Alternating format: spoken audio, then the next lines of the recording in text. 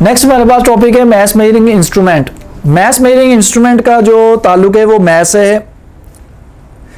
पहले के जो ग्रीक और रोमन्स लोग थे वो मैस किस तरह मेजर करते थे। इतना बड़ा प्याला होता था, सपोज वो कहते थे जी 100 प्याला आटा या पिसा हुआ तो आटा या गंदम में एक दूसरे को एक्सचेंज करते थे, उससे गंदम ले ली, उससे सब्जी ले ली, इस तरह वो तबादला करते थे।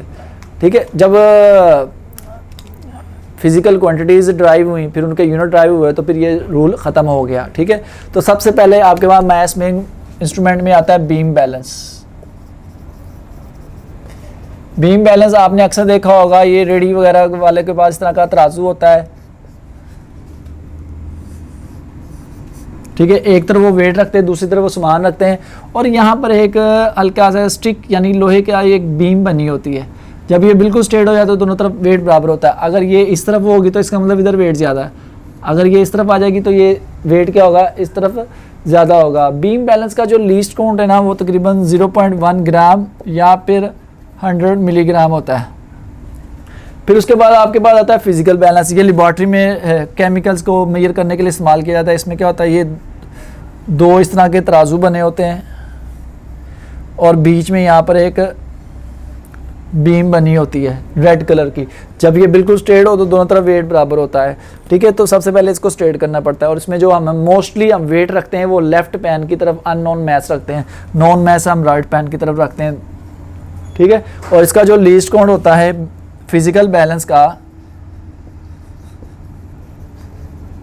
वो होता है आपके पास 0.01 ग्राम या 0.01 ग्राम या आपके पास 10 मिलीग्राम होता है। फिर एक और चीज़ आपने अक्सर देखी होगी, ये भी दुकान वालों के पास पड़ा होता है जी, इसको हम क्या कहते हैं, लीवर बैलेंस कहते हैं। लीवर बैलेंस इसलिए इसे कहते हैं क्योंकि यहाँ पे लीवर वगैरह लगा होता है, लीवर पे बैलेंस किया होता है, यहाँ पे वो रीडिंग आ रही होती है।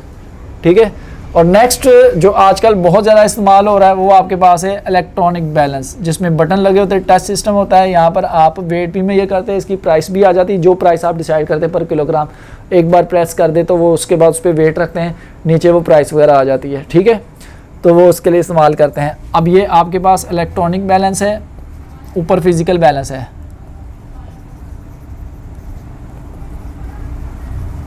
Lever balance. नेक्स्ट बड़ा इंपॉर्टेंट जो अब इंपॉर्टेंट क्वेश्चन है वो ये है, comparison beam balance, physical balance और इलेक्ट्रॉनिक्स बैलेंस। आपके पास एक 5 का सिक्का है,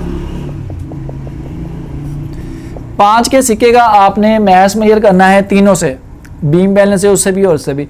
देखते हैं एक्यूरेट किससे आता है। पहले आप मेजर करेंगे जी बीम बैलेंस से, इसका मैस आएगा 3.2 ग्राम, क्योंकि बीम बैलेंस का लीस्ट काउंट होता है 0.1 ग्राम होता है या 100 मिलीग्राम होता है। ये इससे ज़्यादा मेजर नहीं कर सकेगा, जितना लीस्ट काउंट होता है वो आखिरी डिजिट उतना ही आता है, उससे ज़्यादा वो मेजर नहीं कर सकता। फिर आपने फिजिकल बैलेंस से मेजर किया और इसका मैस आ गया 3.24 ग्राम, क्योंकि उसका 0.01 ग्राम या फिर 10 मिलीग्राम लीस्ट काउंट होता है। अब आपने क्या किया, इसी को इलेक्ट्रॉनिक बैलेंस से किया तो वो आ गया 0.247 ग्राम।